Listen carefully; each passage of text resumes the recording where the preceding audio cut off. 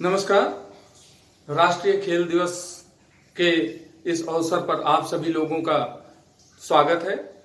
केंद्रीय विद्यालय old cantt में भी राष्ट्रीय खेल दिवस का आयोजन हर वर्ष किया जाता है और आप सभी लोगों को जैसा कि विदित है कि इस वर्ष कोविड-19 जैसी महामारी के कारण जिससे कि संपूर्ण विश्व जूझ रहा है, हम लोग राष्ट्रीय खेल दिवस का आयोजन वर्चुअली कर रहे हैं।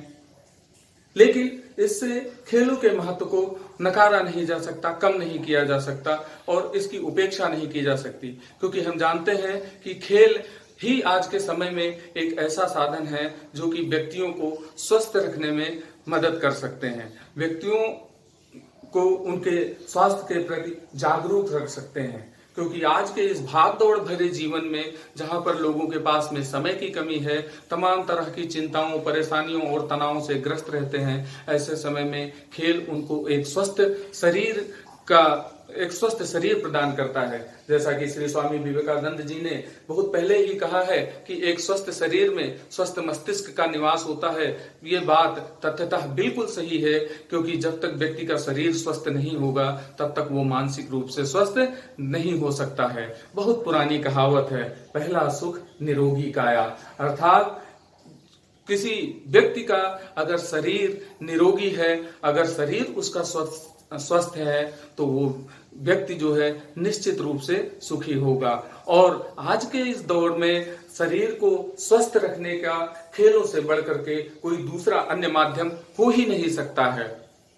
हमारी खेलों के प्रति रुचि, हमारी जागरूकता, हमारा खेल खेलना या उसमें भाग लेना हमारी न केवल स्वास्थ्य का विकास करता है, बल्कि सामाजिक, बौद्धिक, सांस्कृतिक या और अन्य लक्षणों के विकास में भी महत्वपूर्ण योगदान देता है।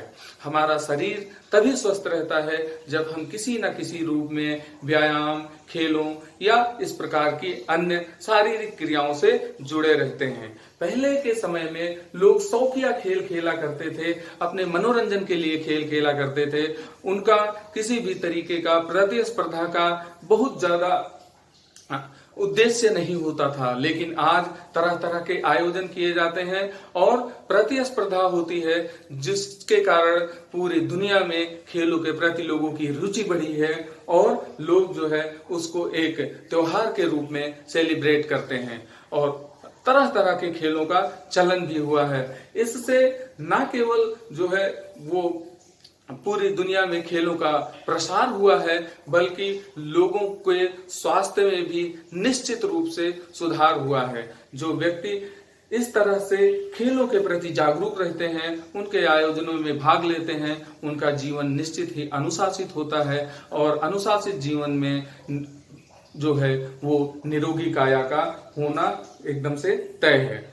भारत में भी खेलों का महत्व लगातार बढ़ा है और खेल की इसी भावना को आगे बढ़ाने के लिए, खेल की इसी इच्छा शक्ति को और भी ज्यादा मजबूत करने के लिए हमारे देश में राष्ट्रीय खेल दिवस जैसे उत्सवों का आयोजन किया जाता है।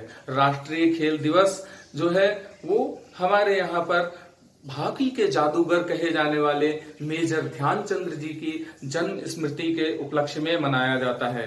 मेजर ध्यानचंद जी का जन्म इलाहाबाद उत्तर प्रदेश में हुआ था 1905 ईस्वी में एक राजपूत परिवार में, और शुरुआत में वो सेना में थे।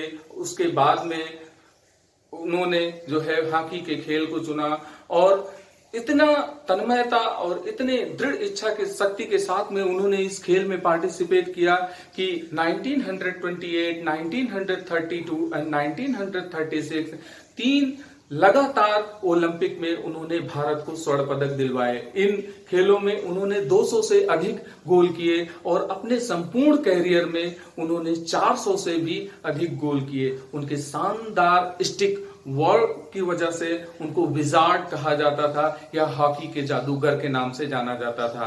1948 में उन्होंने अपना अंतिम हॉकी का मैच खेला और 1956 में उनको देश के तीसरे सर्वोच्च सम्मान से सम्मानित किया गया, पद्म भूषण से सम्मानित किया गया। और उसी के बाद उनके जन्म दिवस के उपलक्ष्य में 29 अगस्त को पूरे देश में राष्ट्रीय खेल दिवस का आयोजन किया जाता है। इस दिन भारत के राष्ट्रपति राजीव गांधी खेल रत्न पुरस्कार, अर्जुन अवार्ड, द्रोणाचार्य अवार्ड जैसे अन्य अवार्ड जो है वो एक वर्ष में खिलाड़ियों के योगदान के परिणाम स्वरूप उनको प्रदान करते हैं।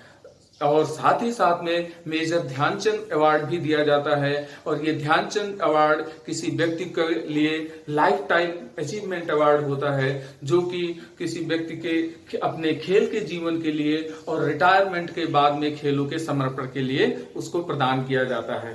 तो खेलों के महत्व को समझते हुए भारत सरकार ने जो है इस दिशा में महत्वपूर्ण कदम उठाते हुए ये प्रयास किया है।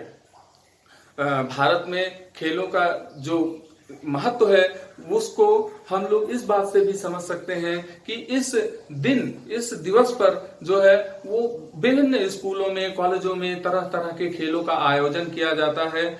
और साथ ही साथ में राष्ट्रीय और अंतर्राष्ट्रीय स्तर पर खिलाड़ियों को तैयार किया जाता है।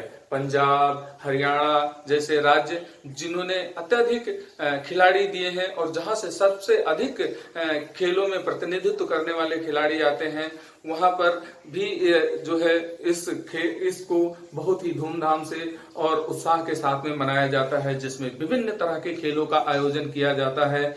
जैसे आपका टेनिस, फुटबॉल और मैराथन जैसे दूसरे अन्य खेल भी शामिल हैं। और साथ ही साथ में एक बात और भी हमको समझ लेना होगा कि अगर हमको जीवन में एक स्वस्थ रहना है, अगर हमको रोगों से मुक्त रहना है, अगर हमको अपने मानसिक शारीरिक स्वास्थ्य को सही रखना है, अगर हमको पूरे जीवन एक आनंदमय जीवन के रूप में गुजारना है, तो हमको इन खेलों से निश्चित रूप से जुड़े रहना होगा। तो आज की बात मैं यहीं पर समाप्त करता हूँ। धन्यवाद।